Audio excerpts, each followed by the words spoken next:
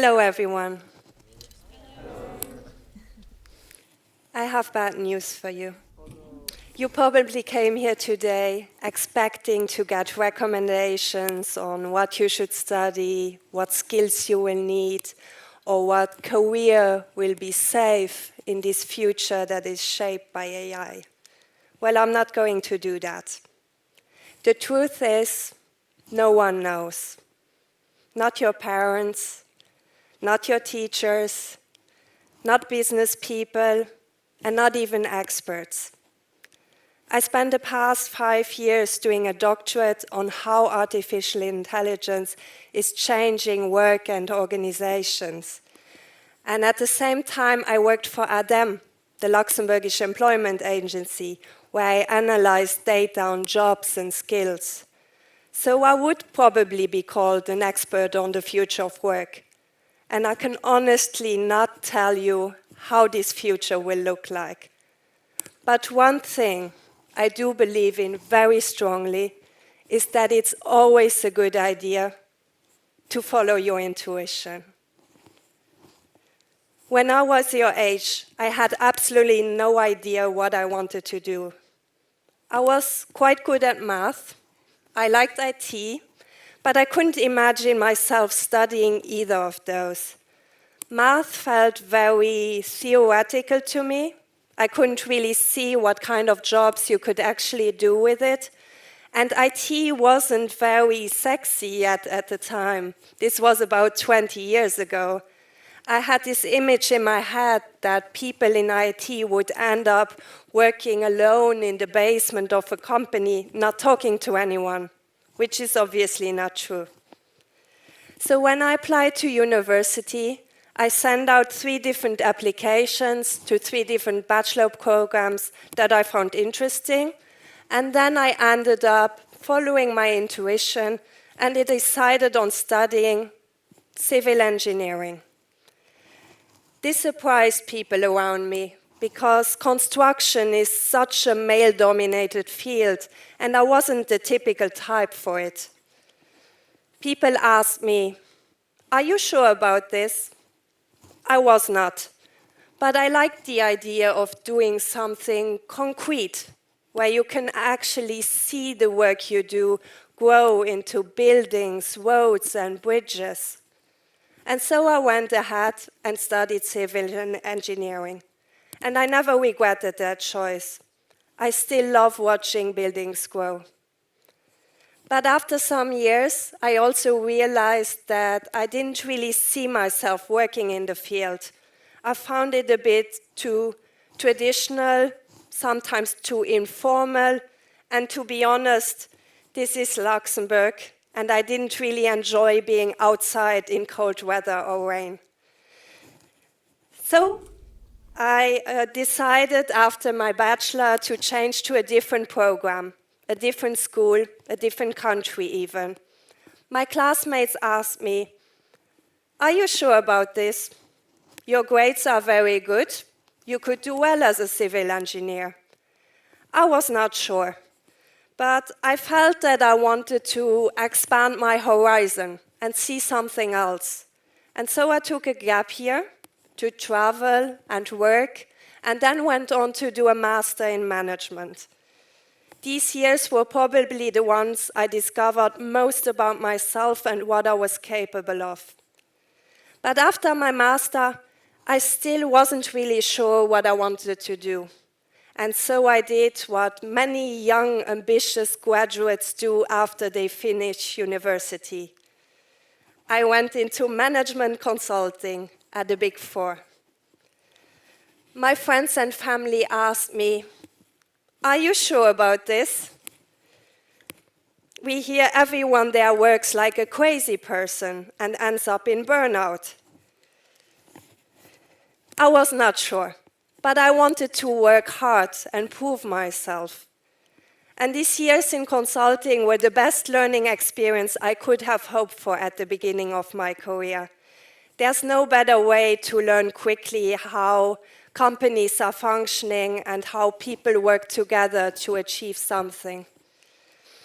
I started specializing in digital innovation projects and learned about technologies I knew nothing about: blockchain, high-performance computing, 5G. This was also the time when AI really started entering companies. Not the generative AI you know today, but more traditional machine learning.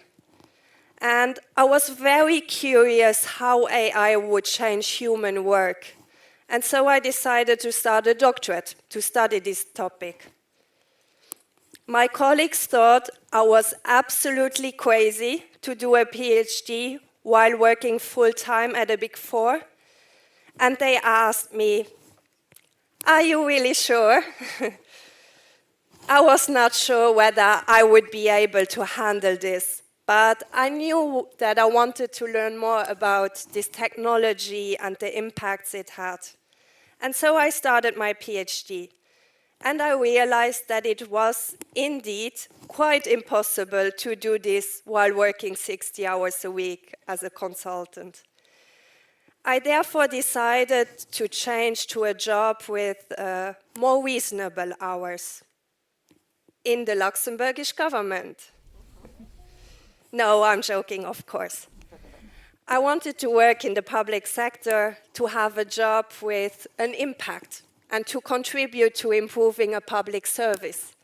And so I decided to join ADEM. This created a strong reaction from people around me.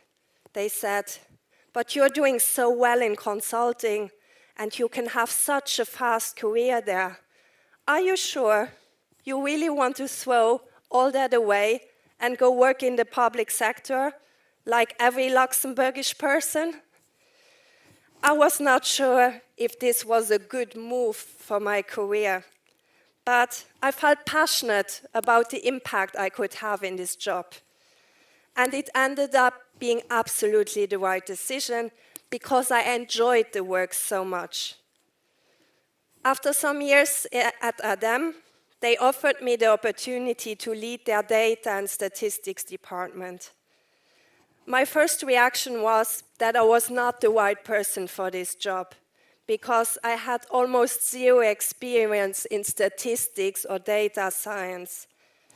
For this time only, I'm glad that I did not follow my intuition too quickly, but took a bit more time and decided to accept the opportunity. It turned out to be one of the best career decisions I've made.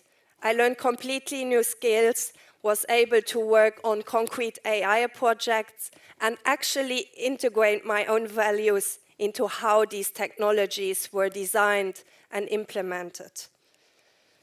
Then, a few months ago, I decided to change jobs again from ADEM to Lux Innovation, the National Innovation Agency. Now, many of the people who had initially advised me against going to work for the government asked me why I would possibly leave this comfortable job and why I would possibly leave a job which seemed to offer anything I could possibly hope for. But again, I had this little voice inside of me telling me that it was time for the next step.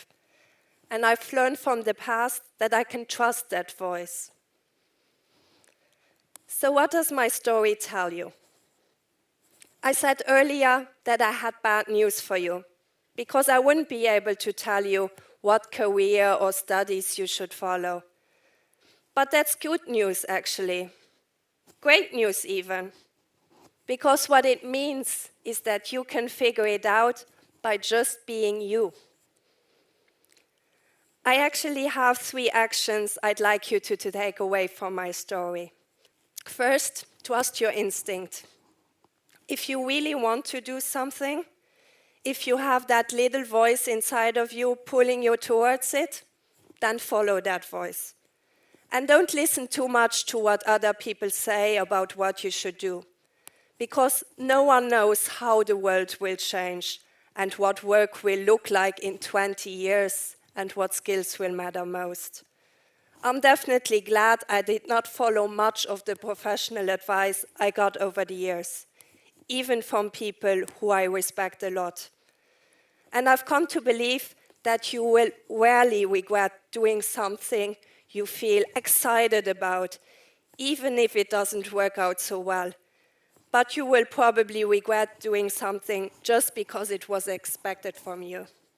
So do what you're passionate about, but do it seriously enough to become good at it. That's how you can stand out from the crowd. And if you enjoy what you do, it's much easier to become good at it. Second, this also means that not everyone needs to become an IT developer or data scientist or whatever job people tell you to do these days. Of course, if you're interested in this, then absolutely go for it. But if you're not, it's okay to do something else. You can still work in tech, contribute to tech, shape tech, as long as you stay open to learning new things and to adapting. Because if one thing is certain about the future of work, is that it will keep changing constantly. And what I've learned through my PhD is that we don't just need developers and data scientists in AI. We need people from completely different backgrounds: law, philosophy, psychology, art, ethics, business. These multiple perspectives are what make technology better, more impactful, and more human. So who knows? Maybe your unique background might be exactly what's missing in this future of AI. And third, while I encourage you to always trust your intuition, this does not mean you should listen to your doubts. Your doubts might tell you you're not qualified enough, or someone else could do this better. Following your intuition is about doing something you feel passionate or excited about, even when part of you thinks you can't do it, or if there's someone more obvious for the job. So the next time someone asks you, "Are you sure?" remember, you don't have to be sure. You just have to follow the little voice and see where it leads you.